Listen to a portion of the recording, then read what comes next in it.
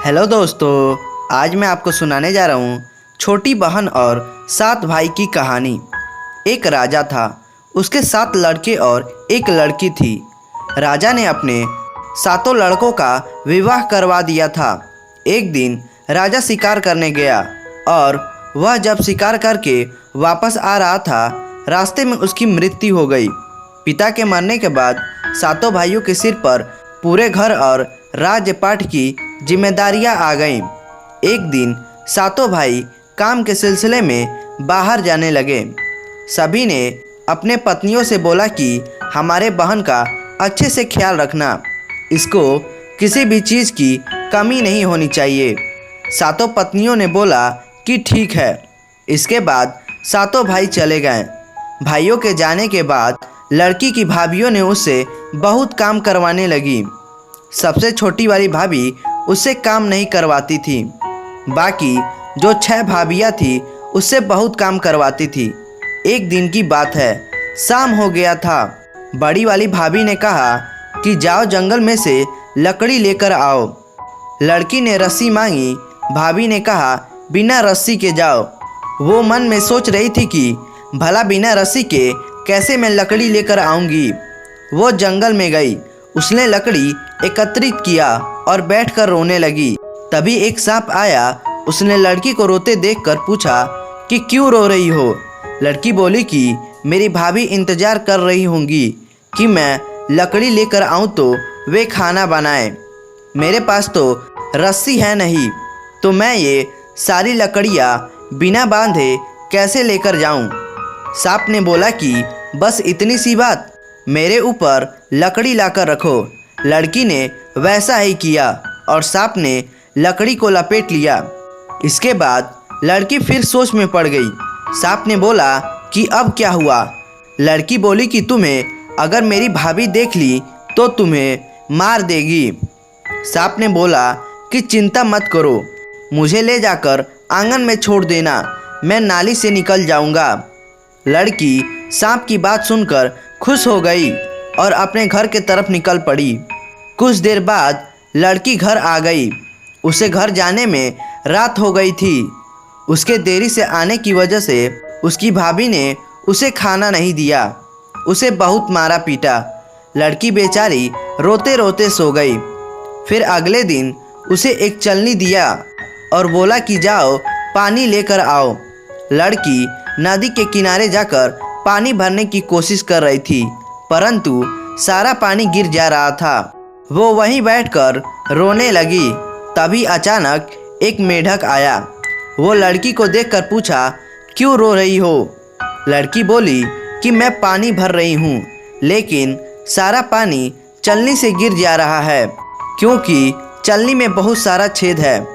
मेढक ने उसे एक उपाय बताया और बोला कि बस इतनी सी बात। उसने अपने सारे मेढक को बुलाया और उस चलनी में बैठ गए और बोला कि घर ले जाकर एक बाल्टी में रख देना। हम सारे मिलकर उस बाल्टी में पेशाब कर देंगे और बाल्टी भर जाएगा। उसके बाद हम लोग वहाँ से चले जाएंगे। लड़की ने वैसा ही किया। उस लड़की की भाभी हर रोज़ ऐसे ही उटपटांग काम कुछ न कुछ करने के लिए देती थी। एक दिन की बात है, उस लड़की को एक काला रंग का कंबल दिया और बोला कि जाओ, जब तक ये कंबल सफ़ेद ना हो जाए घर लौट के मत आना। लड़की बोली ठीक है। लड़की कंबल लेकर चली जाती है और नदी के किनारे बैठकर उसे धोती है। वह छोटी लड़की उसे धोती गई, परंतु वह सफ़ेद होता ही नहीं। काला है तो काला ही न रहेगा, सफ़ेद थोड़ी ना होगा। लड़की को कुछ घंटे हो गए। वह बिना कुछ खाए पिए बैठी रही और फूट फूट कर रो रही थी। तभी उसके 7 भाई नदी के पास वाले जंगल से होते हुए बाहर से लौट कर आ रहे थे। 7 भाइयों को किसी लड़की की रोने की आवाज़ सुनाई दी। वे नदी के किनारे पहुँचे। अपने बहन को उस हालत में देखकर उन सभी भाइयों का दिमाग खराब हो गया और पूछा कि बहन, ये हालत किसने किया। उस लड़की ने सब कुछ बताया। इसके बाद 7 भाइयों ने बहन को साथ लेकर घर गए और बहन को बाहर ही कहीं छुपा दिया और बोला कि जब तक हम में से कोई ना आए यहाँ से कहीं मत जाना। इसके बाद वो घर के अंदर चले जाते हैं। सारी पत्नियाँ अपने पति को देखकर इतनी खुश होती हैं कि पूछे मत। कोई पानी लेकर आती है तो कोई पंखे से हवा देती है। तभी एक भाई बोला कि मेरी प्यारी बहन कहाँ है, दिखाई नहीं दे रही है। तभी एक भाभी बोलती है यहीं पर कहीं खेल रही होगी। तुरंत दूसरी भाभी बोली अभी दूध भात खाकर यहीं कहीं खेल रही थी।